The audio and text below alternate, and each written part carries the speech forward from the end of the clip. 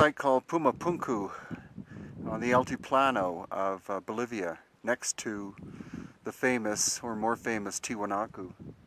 And what's incredible here is this is recent excavation, as in maybe the last year or two, but we're going to see obvious examples of where recycling has been done. This area was buried in at least 2 feet of soil. You see, what you're looking at is red sandstone that's been made into a wall. But look at this stone here. This is the gray andesite, and look at how beautiful that surface is. The andesite is harder than the red sandstone. And there are indications that the work in andesite is actually much older. The reason why it's so pristine is because it's been buried underground for possibly thousands of years. Thousands of years older than the official story of this site being 2,000 years old. So this is supposed to be just a drainage channel. You see the big rocks that are on top of it. It's all sandstone, red sandstone. But this is where we have evidence that clasps existed, so-called keystone cuts. You notice there's no mortar between the stones.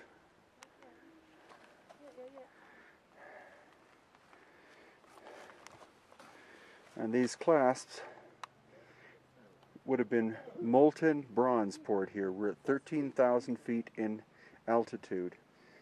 And to actually liquefy bronze at this altitude would be incredibly difficult.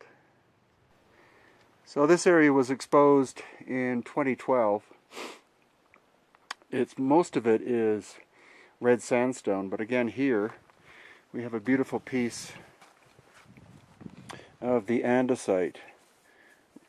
Here, there, and there.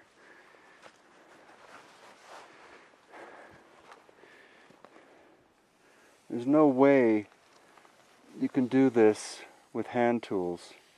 Unfortunately, there's so much damage to the edges, but we will find areas where the intersection of the two surfaces is so incredibly precise and so crisp edging.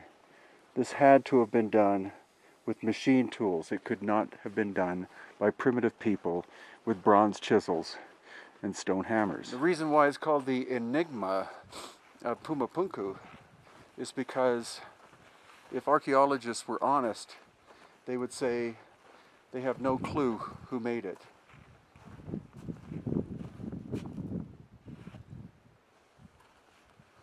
Clearly, some aspects of it, not all, but some aspects, were the work of a very technologically advanced culture, minimum 2,000 years ago, but more likely, even more so. Here again is an example of a piece of stone precisely engineered and cut that is under, or clearly was underground. And here you're clearly looking at a recycled piece of stone. You see the fine workmanship and the angles, yet heavily eroded. However, if you look at the rest of this wall, you see how inferior the workmanship is.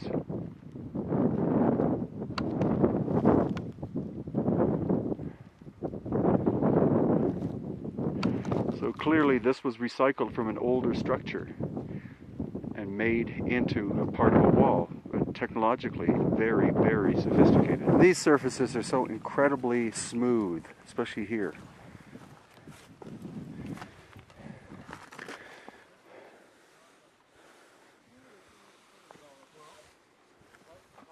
How could this possibly have been done with hand tools? The tolerance of flatness, the precision of the flatness of that surface is within 2, maybe 3 10,000ths of an inch. And here too, this is flatter than your tabletop. This is as flat as a sheet of glass. How could it possibly have been done by a Bronze Age culture 2,000 years ago? Most of this material, the pristine material, was buried. And so that's why it's still so beautiful. Other areas had been exposed to the air for thousands of years, like over here. So that's why the surface is not as fine. But okay, what we're doing is we're walking through an actual excavation. You can see that where I'm at is 2 feet plus below the ground surface. And what do we see at our footsteps? All of the stone here is exactly how it was found when the excavation was done. This is an amazing piece of work. You see the sharpness of the corners, the flatness of the surfaces. The other amazing thing about Pumapunku is you don't really find too many 90-degree angles. These people were more sophisticated than that. And when we go over to the H blocks, you'll see definite evidence of that. Rather than being 90-degree cuts in the stone, they're actually dovetails. And that would insinuate that another block of stone matching it would come down and lock into place with it.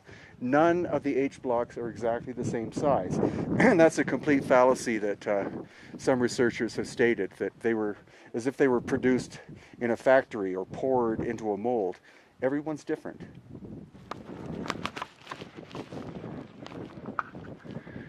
Now, another point to take into consideration is that these grooves here, you see, they're not from the same time period as the shaping of the stone, because these grooves are quite crude. So they would have been made after the initial shaping of the stone. The difference in time could easily be several thousands of years. Okay, here again, this is a block that was found in situ, originally buried. Look at the incredible precision of the cuts, and so many different ones as well. And then as we travel through this area, we're coming up to the foundation stones, some of which, or at least one of which, may weigh 131 tons. This material is red sandstone, and it's from the area.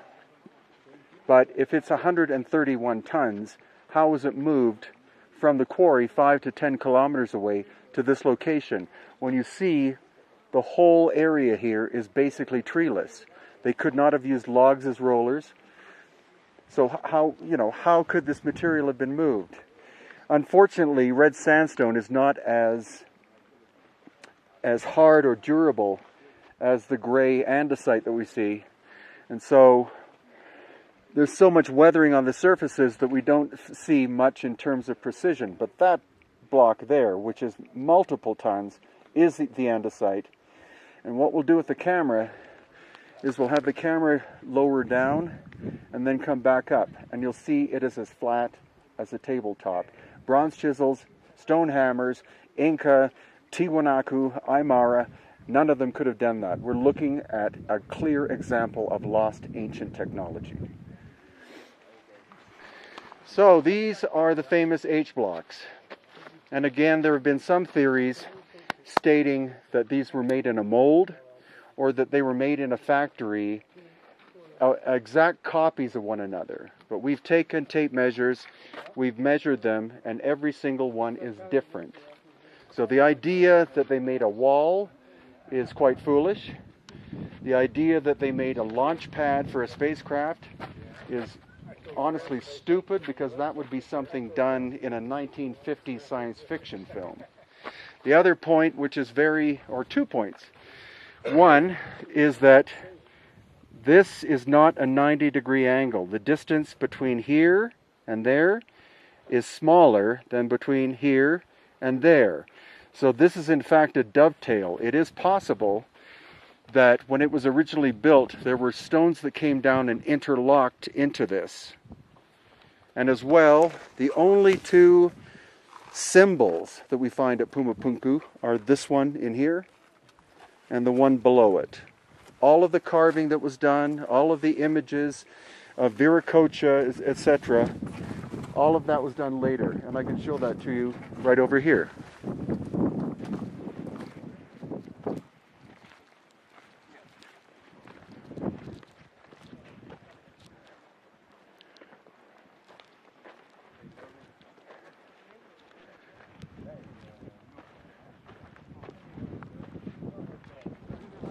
So next we're off to Tiwanaku, and there we'll see again a lot of evidence of the, I believe, Pumapunku builders, the oldest culture to occupy this area.